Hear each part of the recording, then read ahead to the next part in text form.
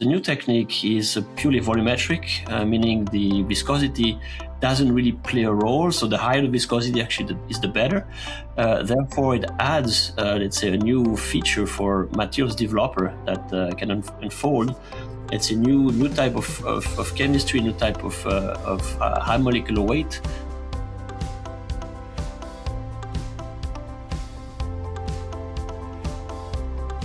My name is Rigoberto Advincula. I'm a professor at Oak Ridge National Laboratory and University of Tennessee, and also editor-in-chief of MRS Communications.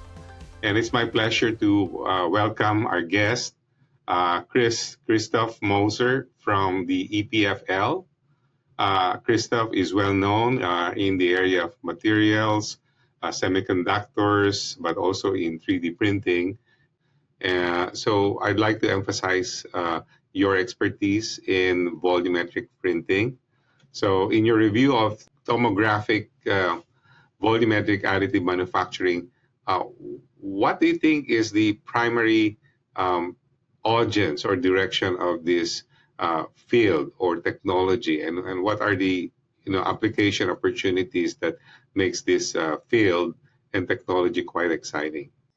Yeah, thank you for the question. So first, this tomographic volumetric method is the new kid on the block compared to the established light-based manufacturing like SLA, stereolithography, which is about 40 years old. So it's a new kid on the block, and what it brings new to the field is a different way of processing, let's say, printing first, but also the material side.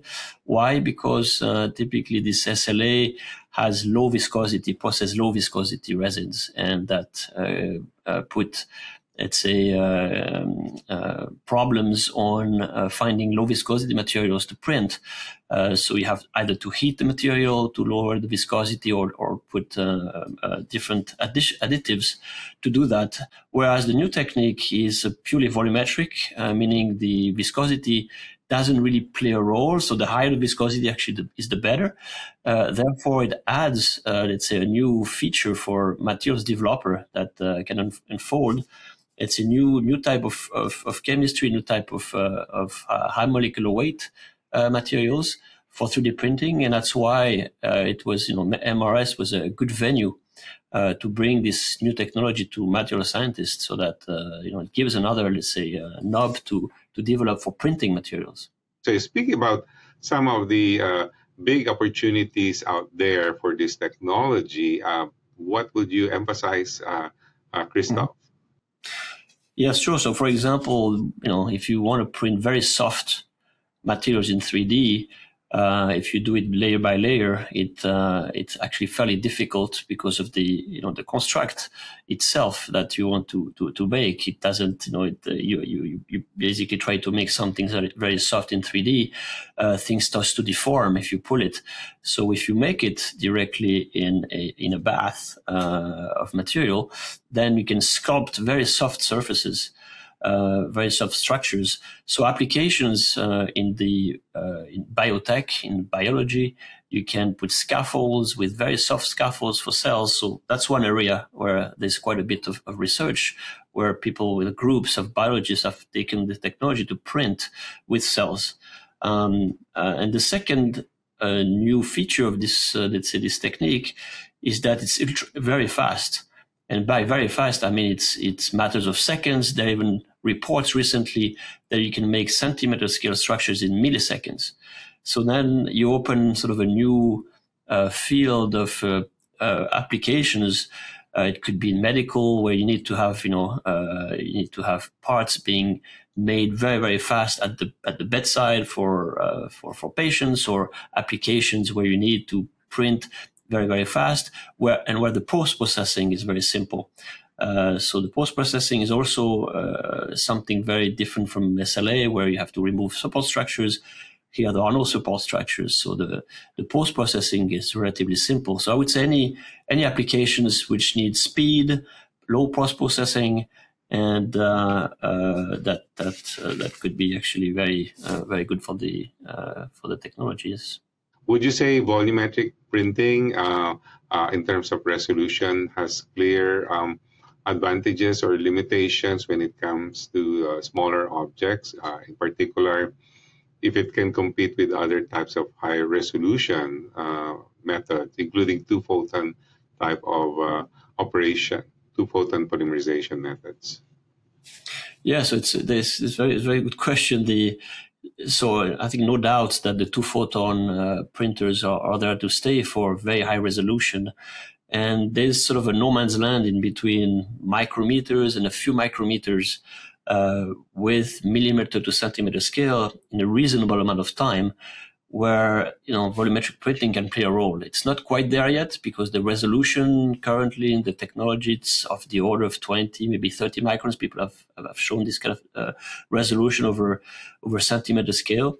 But going down to the 1 to 5 to 10 micrometers is basically where a lot of the, let's say, the field is going in terms of trying to push it towards towards the scale at which two-photon is king at this point. So we'll not get below the let's say the two-photon level, but somewhere in the gap, there's a gap now that's really not filled very well. So that's where it could play actually an interesting role in the future. Mm-hmm, mm-hmm.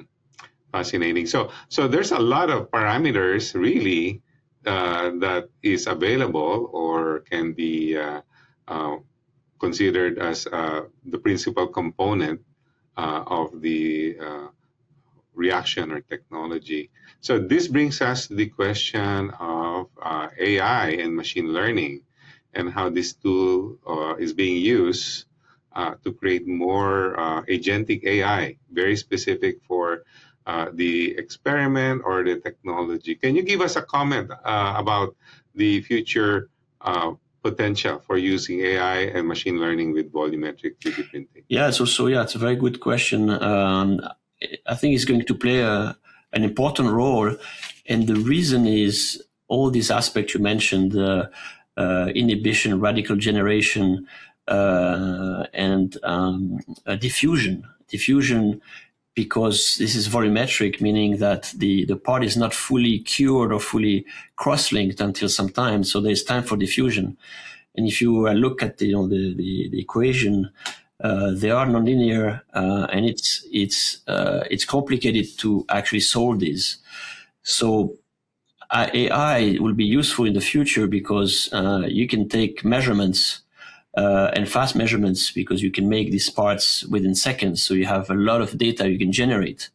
And if you can measure them at the same time, then you can generate a lot of data from which you can learn.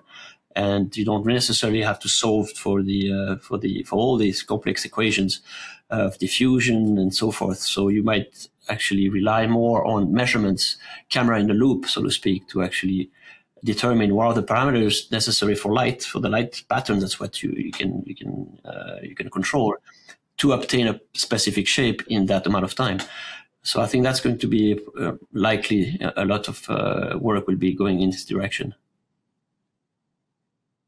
Yeah, we really appreciate your contribution to MRS communications in particular.